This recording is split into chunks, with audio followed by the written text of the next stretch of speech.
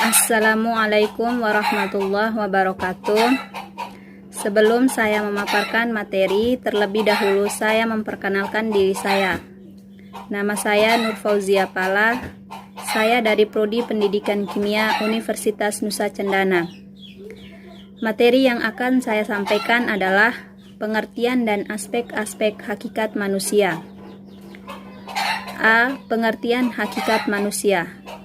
Manusia merupakan ciptaan Tuhan yang paling tinggi dan paling sempurna di antara ciptaan makhluk yang lainnya, dan mempunyai hasrat untuk mengetahui segala sesuatu atas dengan hasrat ingin tahunya. Manusia menurut Socrates adalah makhluk yang selalu ingin tahu tentang segala sesuatu. Adapun ragam pemahaman tentang hakikat manusia. Yang pertama, Homo religius hakikat. Artinya, manusia sebagai sosok makhluk beragama.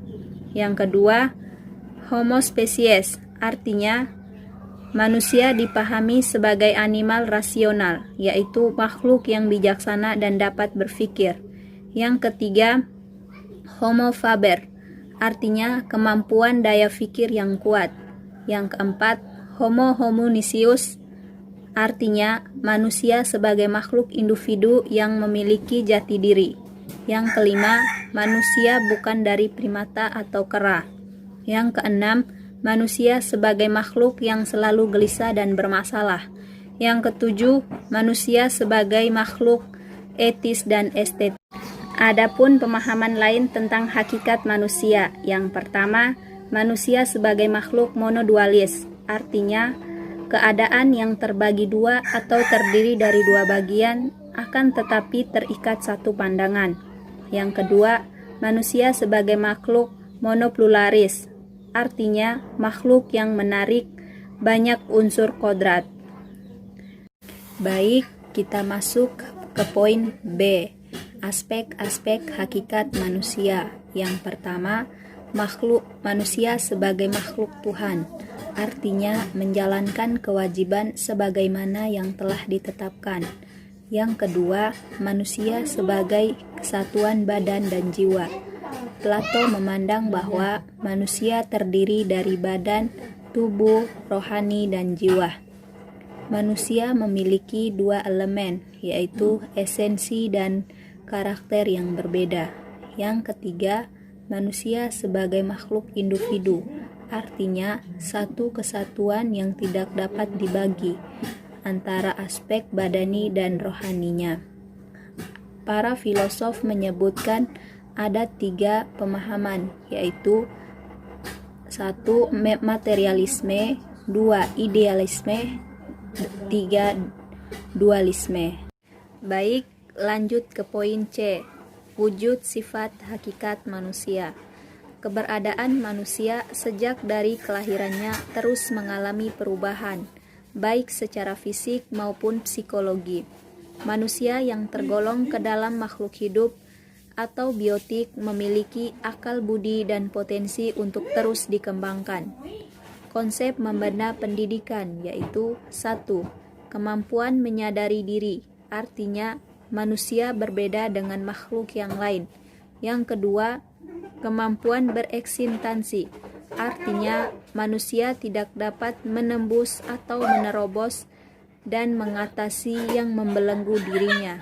Yang ketiga, kata hati, artinya kemampuan membuat keputusan tentang yang baik dan buruk. Yang keempat, moral atau etika, artinya perbuatan yang dilakukan seseorang menurut kata hatinya. Yang kelima, tanggung jawab, artinya kesediaan untuk menanggung akibat dari perbuatan yang menuntut jawab. Kita masuk ke poin D, dimensi hakikat manusia.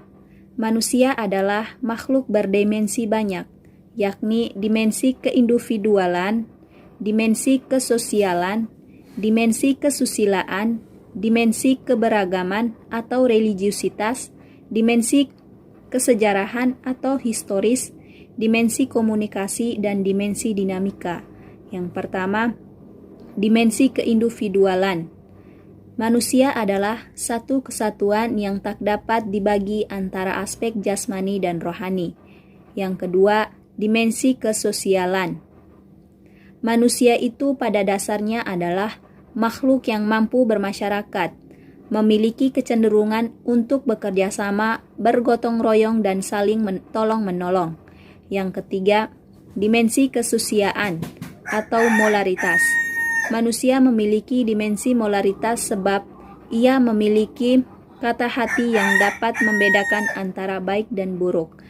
Yang keempat, dimensi keberagaman atau religiusitas. Manusia adalah makhluk religiusitas, memiliki kecenderungan untuk mengikuti, menyadari, dan yakin adanya zat yang memiliki kekuatan supranatural di luar dirinya. Religiusitas adalah seberapa jauh pengetahuan, seberapa kokoh keyakinan, seberapa pelaksanaan ibadah dan kaidah, dan seberapa dalam penghayatan akan agama yang dianut. Yang kelima, dimensi kesejarahan atau historis, di mana kesejarahan ini bertolak dari pandangan bahwa manusia adalah makhluk historis, makhluk yang mampu menghayati hidup di masa lampau, masa kini, dan mampu membuat rencana kegiatan yang akan datang. Yang keenam, dimensi komunikasi. Komunikasi merupakan suatu proses sosial yang sangat mendasar dan vital dalam kehidupan manusia. Komunikasi adalah proses penyampaian suatu pesan dari seseorang kepada orang lain untuk memberitahu atau mengubah sikap, pendapat, atau perilaku, baik langsung secara lisan maupun tak langsung melalui media. Yang ketujuh, dimensi dinamika. Menurut Drijakara, manusia sebagai dimensi artinya manusia tidak pernah berhenti, selalu dalam keaktifan, baik dalam aspek fisiologi maupun spiritualnya. Adapun dinamika itu adalah untuk menyempurnakan diri baik dalam hubungannya dengan sesama manusia dan Tuhan. Manusia adalah subjek, sebab itu ia dapat mengontrol dimensinya. Masuk ke poin E, hubungan hakikat manusia dengan pendidikan. Mengkaji hubungan hakikat manusia dengan pendidikan akan memberikan landasan yang kuat terhadap praktik pendidikan dalam upaya memanusiakan manusia. Beberapa ahli pendidikan menyatakan bahwa pada hakikatnya manusia adalah makhluk yang dapat dididik atau diberi pelajaran. Di samping itu, menurut Langevard, pada hakikatnya manusia juga harus dididik. Selain itu, manusia juga disebut Homo educandus, yang bermakna bahwa manusia merupakan makhluk yang bukan hanya harus dan dapat dididik, tetapi juga harus dan dapat mendidik. Maka asas yang dimiliki manusia yaitu 1. Asas keharusan atau perlu pendidikan bagi manusia. Asas keharusan atau perlu pendidikan bagi manusia ada 3, yaitu A. Manusia sebagai makhluk yang banyak kekurangan atau belum totalitas, artinya manusia harus merencanakan, berbuat, dan menjadi lebih baik. B. Tugas dan tujuan manusia adalah mendidik manusia, yaitu aspek potensi untuk menjadi apa dan siapa merupakan tugas yang harus diwujudkan oleh setiap orang. C. Perkembangan manusia bersifat terbuka, yaitu manusia mungkin berkembang sesuai dengan kodratnya dan martabat kemanusiaannya. Yang kedua, asas kemungkinan pendidikan. Ada 3 asas antropologi yang mendasari kesimpulan bahwa manusia mungkin dididik atau dapat dididik. A. Asas potensial, yaitu manusia akan dapat dididik karena memiliki potensi untuk dapat menjadi manusia. B. Asas dinamika, yaitu manusia selalu menginginkan dan mengejar segala yang lebih dari apa yang telah dicapainya. C. Asas individualitas, yaitu manusia sebagai makhluk individu tidak akan pasif melakukan, bebas dan aktif berupaya. C. Asas individualitas, yaitu manusia sebagai makhluk individu tidak akan pasif melakukan, bebas dan aktif berupaya untuk mewujudkan dirinya. D. Asas sosialitas, yaitu manusia butuh bergaul dengan orang lain.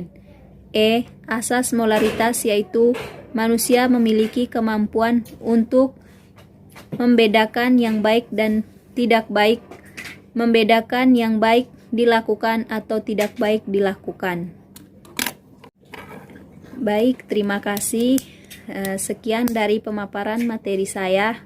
Mudah-mudahan apa yang disampaikan semoga bermanfaat.